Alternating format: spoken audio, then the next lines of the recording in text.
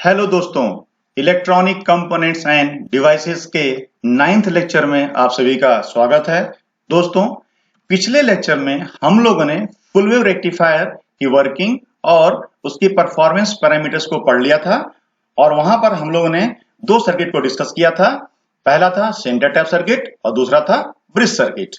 इसके बाद हम लोगों ने merits and demerits of bridge rectifier पढ़ा था और फाइनली वेरियस रेक्टिफायर्स का कंपैरिजन हमने देखा था, जिसमें हमने देखा था कि एफिशिएंसी हो या फिर डीसी वैल्यू हो या फिर प्योरिटी ऑफ डीसी हो, हमारा full wave rectifier half wave rectifier से बेहतर है, किंतु इतना भी बेहतर नहीं है कि हम उसके आउटपुट को सीधे इलेक्ट्रॉनिक इक्विपमेंट को दे सकें, क्योंकि अभी भी इसके आउटपुट में रिपल्स यानी कि एसी कंपोनेंट की मात्रा ज्यादा होती है, जिसे समाप्त करने या कम करने के लिए हम फिल्टर सर्किट्स का इस्तेमाल करते हैं।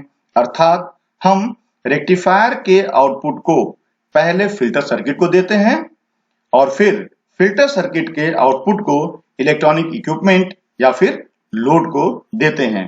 दोस्तों, आज हम इस फिल्टर सर्किट के बारे में पढ़ेंगे और सबसे पहले हम देखेंगे what is the need of filter, filter की क्या आवश्यकता है। फिर हम देखेंगे टाइप्स ऑफ फिल्टर पढ़ेंगे, फिर हम वर्किंग ऑफ फिल्टर्स देखेंगे और फाइनली ब्लीडर रेजिस्टेंस क्या होते हैं, इसकी क्या उपयोगिता है, इसको हम पढ़ेंगे। तो चलिए शुरू करते हैं। सबसे पहले नीड ऑफ फिल्टर। देखिए, the rectifier converts AC into pulsating DC. जो रेक्टिफायर होता है हमारा, वो प्योर डीसी में कन्वर्ट नहीं करता है, वो पल्सेटिंग डीसी देता है। यानी कि उसमें the output of a rectifier consists of AC as well as DC component। यानी कि रेक्टिफायर के आउटपुट में AC कंपोनेंट और DC कंपोनेंट दोनों होते हैं। The presence of AC component is most undesirable and hence it should be removed। क्योंकि हमारा जो टारगेट है वो प्योर DC को अचीव करना हमारा टारगेट है, और अगर AC कंपोनेंट प्रेजेंट रहेगा तो वो हमारे काम का नहीं है, हमें उसे हटाना पड़ेगा। So the filter circuits are used for this purpose। और इस पर्पस के लिए हम फिल्टर सर्किट का इस्तेमाल करते हैं।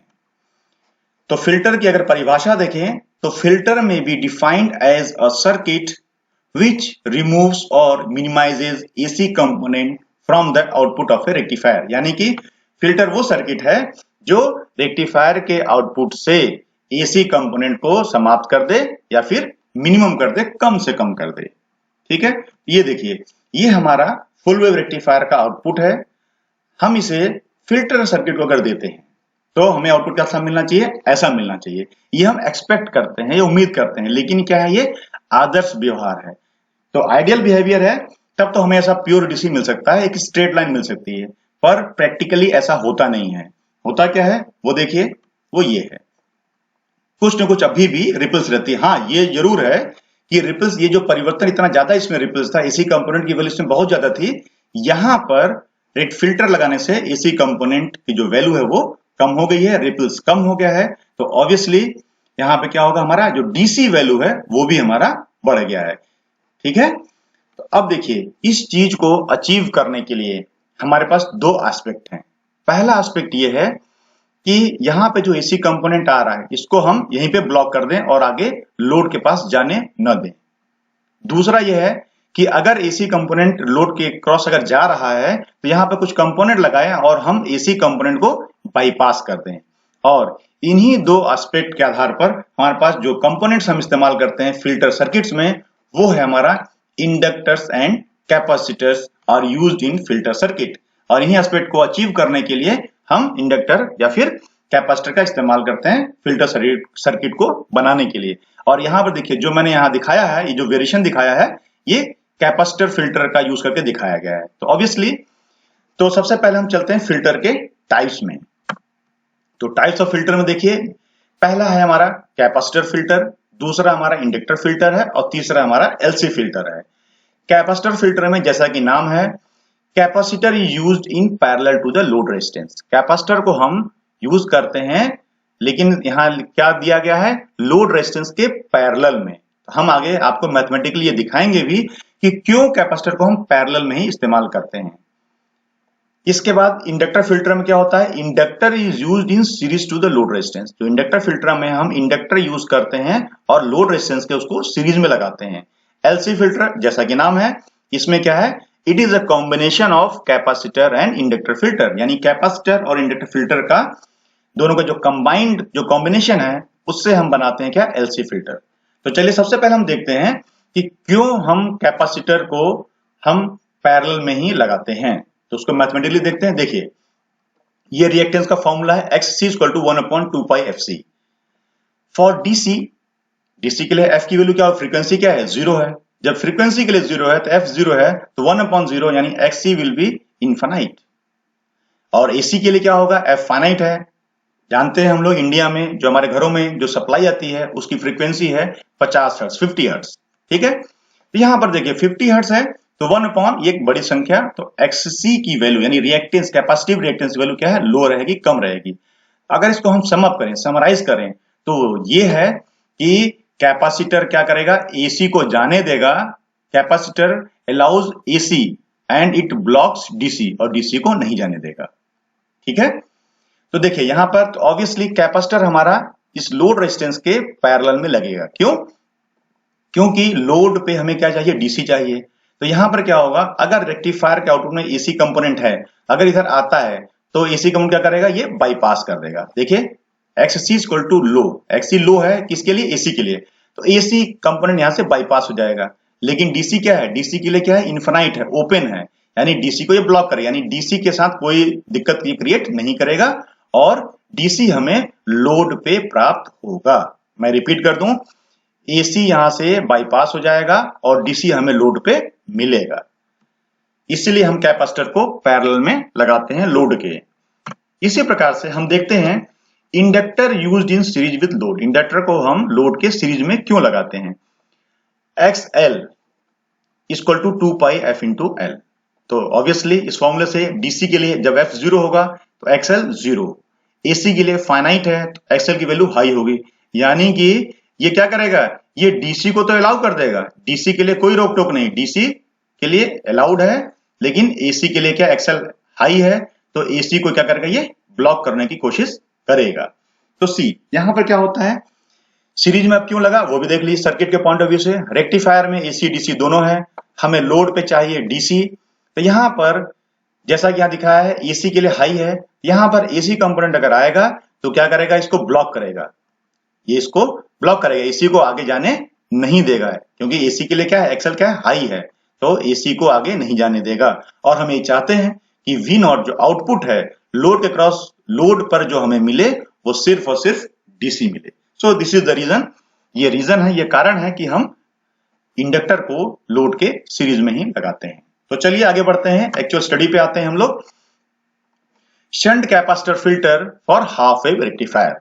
शंट जो पैरेलल में लगता है हम उसको शंट भी बोलते हैं। लोड के पैरेलल में जो कैपेसिटर लगता है, पैरेलल में होने की वजह से हम उसको क्या कहते हैं, शंट कैपेसिटर फिल्टर भी कहते हैं। तो ये सिंपल सा डायग्राम है, ये हाफ वेव रेक्टिफायर का है, पहले जैसा है, कोई नया नहीं आपके लिए, पहले पढ़ चुके हैं आप।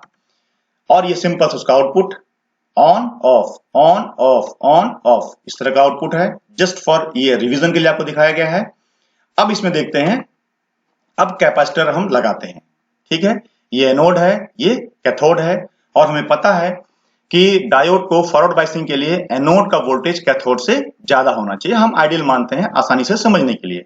तो एनोड का वोल्टेज कैथोड से थोड़ा भी ज्यादा होगा तो ये ऑन होगा, और अगर उल्टा होगा यानी एनोड का वोल्टेज कैथोड से कम हो गया तो ये ऑफ हो जाएगा। इसी कंसेप्ट को हम देखते हैं और हम इस कंसेप्ट को इस्तेमाल करते हैं।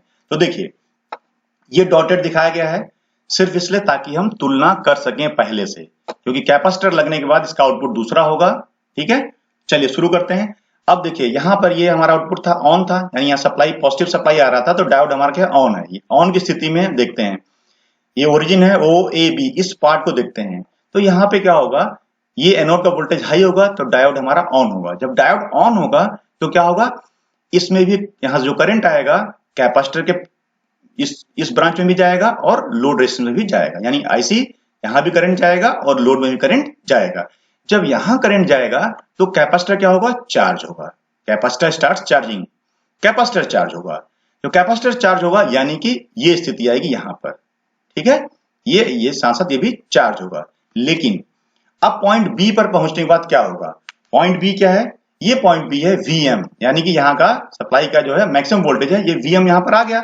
अब इसके बाद देखिए कैपेसिटर चार्ज हो रहा था, 1 वोल्ट था तो 1 वोल्ट चार्ज हुआ, 1.2 वोल्ट 1.2 वोल्ट से चार्ज हो गया।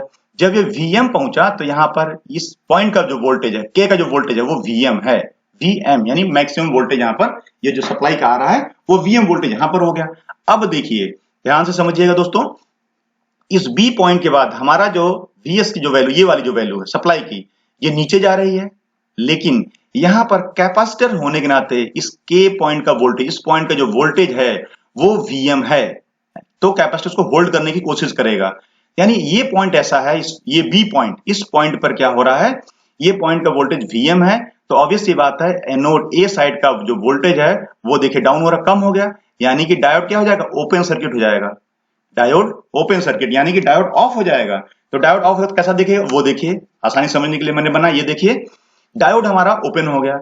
जब डायोड ओपन हो जाएगा तो क्या होगा, कैपेसिटर चूंकि चार्ज हो चुका था तो कैपेसिटर के पास इधर तो रास्ता है नहीं, ये सर्किट से डिस्कनेक्ट हो गया, कैपेसिटर चार्ज हो गया। अब उसको देखिए ये पाथ मिला, डिस्चार्ज का पाथ, ये लोड के थ्रू इसे डिस्चार्ज पाथ मिला, अब करंट यहां पर जाएगा। अब देखिए ध्यान से देखने वाली बात यह है कि डायोड जब हमारा ऑफ है उसके बावजूद भी लोड में हमें करंट प्राप्त हो रहा है, ये ध्यान देने वाली बात है। अब देखिए अब कैपेसिटर क्या होगा, धीरे धीरे क्या हो जाएगा, डिस्चार्ज होना शुरू होगा। अब यहां देखिए बी पॉइंट से सी पॉइंट, ये कैपेसिटर धीरे धीरे डिस्चार्ज होगा, ठीक है। ये ध्यान रखिएगा कि कैपेसिटर के देखिए चार्जिंग और डिस्चार्जिंग रियल तो होता है, क्या है, एक्सपोनेंशियल चार्जिंग एक्सपोनेंशियल डिस्चार्जिंग होता है, लेकिन हमने चूंकि फ्रीक्वेंसी 50 हर्ट्ज है तो हमने एक अप्रोक्सीमेट लिया है, सीधे हमने दिखा दिया है। अब देखिए सी पॉइंट पर डिस्चार्ज हो रहा है, यहां तक पहुंचा, यहां पर क्या हुआ, इस सी पॉइंट पर क्या हुआ, इस सी पॉइंट पे तब तक क्या हुआ, हमारा जो वेव फॉर्म है उस वेव फॉर्म की फिर यहां वैल्यू आ गई। अब यहां पर सी, इसके बाद कैपेसिटर की वैल्यू यहां पर डिस्चार्ज होकर इसकी वोल्टेज धीरे धीरे कम हो रही है। इसी समय जब हमारा ये वेव फॉर्म रिटर्न होकर यहां पर आया, इस सी पॉइंट के बाद क्या होगा, अब ये वोल्टेज बढ़ेगा, यानी एनोड का वोल्टेज अब ज्यादा हो जाएगा। जब ज्यादा हो जाएगा तब क्या हो जाएगा, फिर वही कंडीशन लौट आएगी, यहां पर क्या होगा आपका, फिर वही कंडीशन लौट आएगी, क्या, फिर से ये कंडक्ट करने लगा, डायोड ऑन हो गया और चार्जिंग करंट फिर जाने लगी और ये जाने लगा, और यहां पर सी टू डी फिर से देखिए चार्जिंग होने लगी, ये फिर से चार्ज होगा। तो यही कंसेप्ट है। अब ऐसे ही सेम अब ये रिपीट होगा, डी टू ई क्या होगा, पीक पे पहुंच गया, अब पीक पहुंचने के बाद फिर क्या होगा, फिर ये डिस्चार्ज होगा, फिर क्या हो जाएगा, फिर ये चार्ज होगा, फिर ये डिस्चार्ज होगा।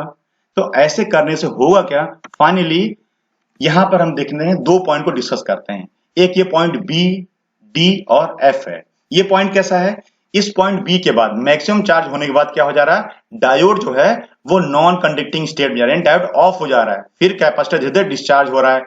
फिर पॉइंट सी आया है, यहां पर क्या है, ये जो पॉइंट सी है, इस पॉइंट पर क्या हो रहा है, फिर से ये चार्ज होना शुरू हो जा रहा है। तो इस पॉइंट बी को हम कहते हैं कट आउट पॉइंट, और पॉइंट सी को जो हम कहते हैं क्या, कट इन पॉइंट। यानी कि सिर्फ बी और सी की बात नहीं है, डेफिनेशन क्या है कट आउट पॉइंट का, ये वो पॉइंट है जहां से डायोड क्या हो जाएगा, ऑफ हो जाएगा और डिस्चार्ज स्टेट में आ जाएगा। और जो पॉइंट सी है वो ये क्या है, डिस्चार्ज के बाद क्या हो जाएगा, डायोड ऑन हो जाएगा और ये फिर से चार्ज होना शुरू हो जाएगा। यानी कि जो पॉइंट बी है वैसा ही डी है, वैसा ही एफ है, और ये जैसा पॉइंट सी है वैसा ही पॉइंट ई है। सो यहां से क्या होगा, फाइनली हमारा जो, चूंकि जो डीसी वैल्यू, जो वेरिएशन है वो पीक के आसपास है, तो हमारा डीसी की जो वैल्यू है वो भी बढ़ जाएगी। सो दिस इज द कंसेप्ट, इसको डिटेल में पढ़ लिया, बाकी जो आएंगे वो सेम स्टेप रिपीट होंगे। अब चलते हैं shunt capacitor filter for full wave rectifier. Full wave rectifier में देखेंगे, अभी हमने हाफ में देखा, पूरी अंडरस्टैंडिंग कर ली। फुल वेव रेक्टिफायर में देखेंगे तो क्या होगा, इसका ये सिंपल सर्किट है जो आप पढ़ चुके हैं पहले ही। यहां पर इसका हम ओरिएंटेशन चेंज करेंगे, मतलब ये जो आपका जाना पहचाना है फुल वेव रेक्टिफायर, ठीक है, ये इसका आउटपुट, ठीक है, एक बार D1 ऑन होगा, एक बार D2 ऑन होगा, D1 D2 इस तरीके से एक न एक डायोड ऑन रहेगा और हमें आउटपुट ऐसा मिलेगा। तो फिल्टर कंपोनेंट को लगाने के लिए ए और बी ऐसे हमारे जो पॉइंट है, हम इस सर्किट का जो रूपरेखा है थोड़ा सा चेंज कर रहे हैं ताकि हम फिल्टर कंपोनेंट यानी कैपेसिटर लगा सकें, क्योंकि हमारा क्या है, शंट कैपेसिटर फिल्टर हम पढ़ रहे हैं। तो ये देखिए हमने चेंज कर दिया। फिर से देख लीजिए, ये पॉइंट था ए और बी के बीच में। ए कौन सा पॉइंट है, दोनों डायोड का निगेटिव टर्मिनल ए है।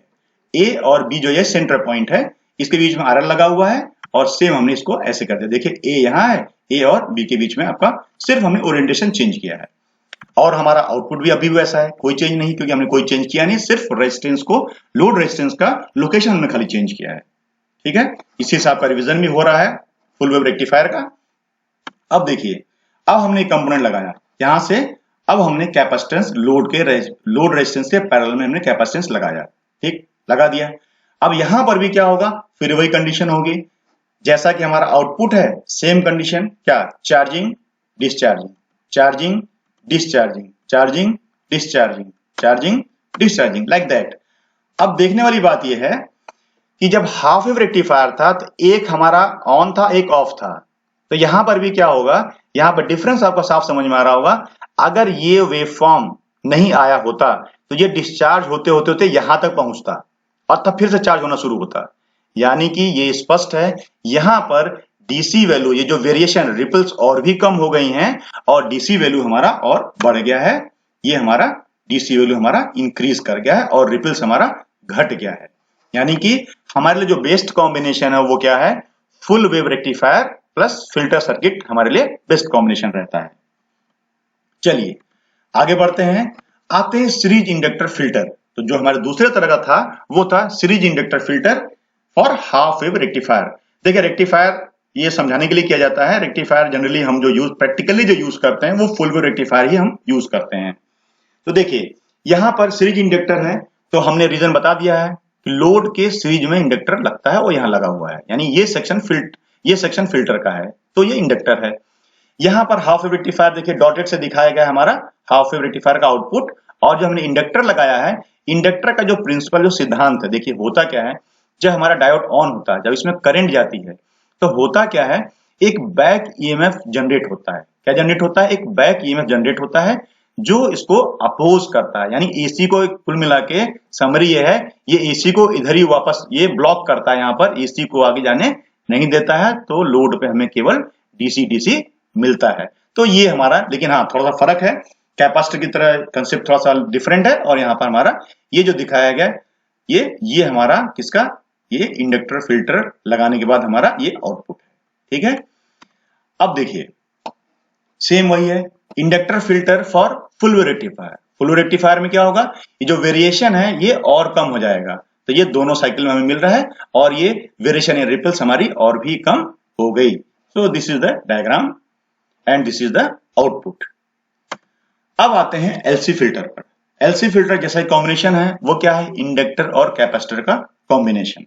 तो अब देखिए दो का कॉम्बिनेशन है, इंडक्टर एंड कैपेसिटर। तो इसमें दो इशू आते हैं कि इंडक्टर पहले लगाएं as a filter circuit, as a filter component, हम इंडक्टर पहले लगाएं कि हम कैपेसिटर पहले लगाएं। तो कुल मिला के एलसी फिल्टर में भी देखिए तीन तरह के, तीन वेरिएंट हैं, वैरायटी है, तीन वैरायटी है। कौन सी, पहला है जिसमें हम रेक्टिफायर के आउटपुट को हम पहले कैपेसिटर को देंगे, फिर वो इंडक्टर को जाएगा, और इसको हम कहते हैं क्या, कैपेसिटर इनपुट एलसी फिल्टर। मैं रिपीट कर दूं, कैपेसिटर इनपुट एलसी फिल्टर में होता क्या है, रेक्टिफायर के आउटपुट को पहले हम कैपेसिटर देते हैं, फिर इंडक्टर को जाता है, फिर लोड कनेक्ट होता है। ऐसे ही इंडक्टर इनपुट एलसी फिल्टर में रेक्टिफायर का आउटपुट इंडक्टर को पहले हम देते हैं, फिर उसके बाद हम कैपेसिटर देते हैं, फिर लोड हमारा कनेक्ट होता है। और थर्ड जो वेरिएंट है वो है हमारा पाई फिल्टर। ये कॉम्बिनेशन है, इसमें रेक्टिफायर के आउटपुट को हम देते हैं क्या, पहले कैपेसिटर को, कैपेसिटर फिर जाता है इंडक्टर को, फिर कैपेसिटर लगता है और फिर लोड लगता है। तो सिंपल है, नाम भले तीन दिख रहे हैं आपको बट है बहुत सिंपल। सर्किट देखेंगे हमें समझ में आ जाएगा। देखिए सबसे पहले हम शुरू करते हैं कैपेसिटर इनपुट एलसी फिल्टर। तो जैसा कि नाम है कैपेसिटर इनपुट एलसी फिल्टर, यानी कि ये देखिए हाफ वेव रेक्टिफायर की सर्किट है, ये हमारे फिल्टर कंपोनेंट है, यानी कि एक से भले दो। अब यहाँ पर क्या है, दो कंपोनेंट मिलके इसको हम रिपल्स को कम करेंगे, तो होगा क्या, यहाँ पर जो आया आउटपुट, यहाँ पर अगर एसी कंपोनेंट आ रहा है तो ये कैपेसिटर का काम क्या है, इसको बाईपास कर देना। ये बाईपास कर देगा, वापस यहाँ से बाईपास कर देगा, सिर्फ डीसी आगे भेजेगा। लेकिन अगर पूरा बाईपास नहीं कर पाया, थोड़ा बहुत अगर एसी कंपोनेंट बच गया और आगे बढ़ता है, तो ये क्या करेगा, इंडक्टर क्या करेगा, ये इंडक्टर उस एसी कंपोनेंट को ब्लॉक करेगा। तो फाइनली लोड पे केवल डीसी और डीसी ही जाएगा। ठीक है, तो ऐसे ही इंडक्टर इनपुट एलसी फिल्टर, तो जैसा कि नाम है इंडक्टर इनपुट है, यानी कि पहले हम क्या करेंगे, इस रेक्टिफायर के आउटपुट को पहले हम इंडक्टर को देंगे।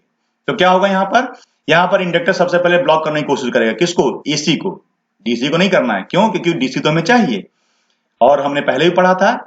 तो सीरीज में इंडक्टर लगा हुआ है, ये एसी को ब्लॉक करेगा, चेंजेस को ब्लॉक करेगा बैक ईएमएफ जनरेट करके, और उसके बावजूद भी अगर कुछ एसी कंपोनेंट आगे निकल गए तो ये कैपेसिटर इसको बाईपास कर देगा और फाइनली लोड पे हमें डीसी सप्लाई मिलेगा। तो ये मिलके काम हो रहा है। यहाँ पर पहले इंडक्टर लगा हुआ फिर कैपेसिटर लगा हुआ है। और देखिए ये है कॉम्बिनेशन जिसको हम बेस्ट कॉम्बिनेशन मानते हैं, पाई फिल्टर। पाई फिल्टर में क्या है, देखिए यहाँ पर सबसे पहले आया जो है रेक्टिफायर, जो आउटपुट आया वो हमने दिया है C1 कैपेसिटर को दिया। तो ये क्या हुआ, ये जो AC majority of AC component है वो C1 के थ्रू बाईपास हो गए। अगर कुछ रह गए, कुछ एसी कंपोनेंट थोड़े बहुत रह गए, तो वो क्या हो जाएगा, वो ये इंडक्टर एसी कंपोनेंट को ब्लॉक करेगा। डीसी में देखिए कोई रोक टोक नहीं है, ये पैरेलल में देखिए C1 है, यहाँ डीसी मिल रहा है, डीसी आगे बढ़ेगा तो डीसी को इंडक्टर भी नहीं रोकेगा। इंडक्टर किसको रोक रहा है, एसी को रोक रहा है, तो यहां मिलेगा। अगर यहां पर फिर भी फिल्टर होने के बाद भी अगर और थोड़े से थोड़े अगर एसी कंपोनेंट बचे रह गए हैं तो वो C2 कैपेसिटर फिर यहां से इसको बाईपास कर देगा और लोड RL पर हमें सिर्फ और सिर्फ क्या मिलेगा, डीसी मिलेगा। दोस्तों एक चीज मैं और बता दूं, अगर हमें फिल्टर को और इफेक्टिव बनाना है तो ऐसा जरूरी नहीं कि जैसा सेक्शन हमने बनाया है C1L C2 एक सेक्शन है, ये ऐसा ही ज्यादा इफेक्टिव बनाना है तो ऐसा सेक्शन हम फर्दर और आगे भी लगा सकते हैं, 2 सेक्शन या फिर 3 सेक्शन इस्तेमाल कर सकते हैं। तो उससे और बेहतर हमारा फिल्टरिंग होगा और हमें बेहतर आउटपुट प्राप्त होगा। चलिए अब आते हैं हमारे लास्ट टॉपिक पे जो है हमारा ब्लीडर रेजिस्टेंस। तो सबसे पहले दोस्तों मैं आपको बता दूं, ब्लीडर रेजिस्टेंस का कंसेप्ट वहां आता है जहां पर हम हाई डीसी पावर सप्लाई की बात करते हैं, यानी कि हाई वोल्टेज हमें प्राप्त करना होता है, हम वहां की बात करते हैं। वहीं पे इसका रोल ज्यादा होता है, वहीं पे हम इसका ज्यादा इस्तेमाल करते भी हैं। तो ये देखिए सर्किट है, just for revision, bridge rectifier circuit है, फुल वेव रेक्टिफायर है, ये आपका ब्रिज सर्किट है, ये सिंपल आप देखे हुए हैं।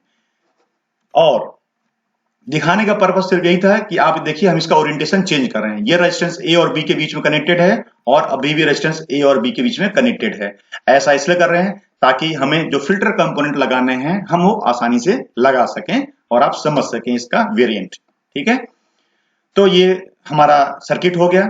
इसके बाद हम लगाएंगे क्या, ये रहा फिल्टर सर्किट, एलसी फिल्टर यहां लगाया गया है, तो फिल्टर सर्किट यहां पर लगा हुआ है। अब देखिए ब्लीडर रेजिस्टेंस का रोल, अब देखिए अभी हमने दिखाया नहीं ब्लीडर रेजिस्टेंस, अभी सिंपल कुछ भी नया नहीं है आपके लिए। ये फुल वेव रेक्टिफायर है, ये फिल्टर सर्किट है, ये लोड रेजिस्टेंस है। अब देखिए कंडीशन सोचिए, और हमने बताया कि हाई वोल्टेज हम high power supply, high DC power supply हम बना रहे हैं। अब देखिए अगर मान लीजिए आपने सप्लाई को ऑफ नहीं किया, सपोज करिए सप्लाई ऑफ आपने नहीं किया और आपने लोड जो कि आपका इलेक्ट्रॉनिक इक्विपमेंट है आपने उसको ओपन कर दिया, यानी इसको हटा दिया, डिस्कनेक्ट कर दिया, और ये पिन आपका ओपन है और गलती से इसमें किसी ने छू दिया, तब क्या होगा, तब हमें शॉक लगेगा और ये हजार्डस यानी कि ये हमारे लिए खतरा भी हो सकता है। इसीलिए हम करेंगे क्या, यहां पर देखिए ये हम यहां पर परमानेंट एक आरवी जिसको हम कहते हैं क्या, ब्लीडर रेजिस्टेंस लगा देंगे, ताकि ये इसको अगर सप्लाई ऑफ करने से पहले लोड को अगर हम हटा भी देते हैं तो भी इसके थ्रू, इस पाथ के थ्रू, इस आरबी के थ्रू ये डिस्चार्ज हो सके और हमें शॉक न लगे। यानी कि सबसे पहला जो काम है ब्लीडर रेजिस्टेंस का, जो रोल है वो ये है, bleeder resistance provides safety from shocks, shock से बचाता है, सेफ्टी रीजंस के लिए ये यूज किया जाता है, पहला। अब आते हैं इसकी वैल्यू के बारे में बात कर लें, इसकी वैल्यू कैसी होती है। देखिए इसकी जो वैल्यू होती है वो क्या होती है, that is kept moderate. Moderate का मतलब क्या हुआ, न तो बहुत ज्यादा रखेंगे और न ही बहुत कम रखेंगे। क्यों, ऐसा क्यों, क्योंकि देखिए अगर ब्लीडर रेजिस्टेंस जो होता है, जो कि एक स्टैंडर्ड रेजिस्टेंस होता है, अगर इसका मान अगर हम बहुत कम रखते हैं या बहुत अधिक रखते हैं तो दिक्कतें आएंगी। इसका मान बहुत कम अथवा बहुत अधिक नहीं रखते हैं, क्योंकि अगर हम बहुत अधिक रखेंगे तब क्या होगा, डिस्चार्ज स्लो होगा, क्योंकि आपको पता है आरसी टाइम कांस्टेंट, अगर आरसी टाइम कांस्टेंट अगर ज्यादा है तो स्लो स्लो डिस्चार्जिंग होता है, और आरसी टाइम कांस्टेंट अगर कम होता है तो फास्ट चार्जिंग और फास्ट डिस्चार्जिंग होता है। तो अब देखिए, अब आपको समझ में आ जाएगा कि अगर इस आरबी की वैल्यू अगर हम बहुत अधिक रखने पर, क्या अधिक रखें तो क्या हो जाएगा, आरसी टाइम कांस्टेंट बढ़ जाएगा और डिस्चार्ज स्लो होगा। और अगर यदि हम इस आरबी की वैल्यू अगर हम कम रखें तब क्या होगा, डिस्चार्ज तो फास्ट होगा लेकिन आरबी में करंट ज्यादा जाने से ऊर्जा का क्षय होगा, यानी एनर्जी लॉस होगी। तो इसलिए हम इसको क्या रखते हैं, एक मॉडरेट वैल्यू हम रखते हैं, ना तो बहुत ज्यादा ना तो बहुत कम। इसके अलावा और क्या रोल है वो देखिए, it improves voltage regulation by providing minimum current required by the inductor. एक चीज और मैं बता दूं आपको, यहां पर देखिए, जो फिल्टर में हम लोग इंडक्टर यूज करते हैं उसकी एक रिक्वायरमेंट होती है, उसको एक मिनिमम करंट आउटपुट देने के लिए, एक मिनिमम करंट उसके अच्छे से काम करने के लिए उसको एक मिनिमम करंट की आवश्यकता होती है। और अगर ये आरबी नहीं रहेगा और लोड हमारा आरबी नहीं रहेगा, यानी ब्लीडर रेजिस्टेंस नहीं लगाएंगे और लोड भी नहीं लगा रहेगा, तो हमारा अच्छे से काम नहीं करेगा। यानी कि ब्लीडर रेजिस्टेंस से क्या फायदा है, it improves voltage regulation by providing minimum current required by the inductor. Inductor को जो मिनिमम करंट चाहिए होता है वो ये आरबी के थ्रू, इस लूप के थ्रू ये प्रोवाइड होता रहता है। इसके बाद एक रोल और है इसका, एक रोल और है, वो क्या है, इट कैन बी यूज, यानी bleeder resistance can be used as voltage divider. ये वोल्टेज डिवाइडर के तरीके से भी काम कर सकता है। क्यों, वो देखिए, चलिए हम इसको सर्किट बना देते हैं। सर्किट देखिए तो आपको ज्यादा समझ में आएगा वोल्टेज डिवाइडर में। तो वोल्टेज डिवाइडर के रूप में भी ये काम आता है। वो देखिए, वो ये है, क्या है, हो सकता है लोड इलेक्ट्रॉनिक्स इक्विपमेंट है, लोड रेजिस्टेंस की वैल्यू कभी कम है कभी ज्यादा है, या ये कहिए लोड को कम वोल्टेज या ज्यादा वोल्टेज चाहिए होता है। किसी लोड कम वोल्टेज, कोई इक्विपमेंट है कम वोल्टेज काम करता है, कोई इक्विपमेंट ज्यादा वोल्टेज काम करता है। तो जब हम आरबी लगा ही रहे हैं, इसको एज अ क्या करेंगे, एज अ वोल्टेज डिवाइडर हम इस्तेमाल कर सकते हैं। इसको वेरिएबल दिखाया गया है क्योंकि हो सकता है अलग लोड को अलग वोल्टेज की रिक्वायरमेंट हो, तो इसी आरबी को पोटेंशियल डिवाइडर के रूप में हम इसको इस्तेमाल कर सकते हैं। तो दोस्तों, कंक्लूजन यही है कि फिल्टर सर्किट से हमारा रिपल कम होता है, डीसी वैल्यू बढ़ती है, और हमारा ब्लीडर रेजिस्टेंस से हम सेफ्टी रीजंस और फिर ये वोल्टेज डिवाइडर के रूप में यूज करते हैं। सो this is all for today. Thank you very much for watching this video.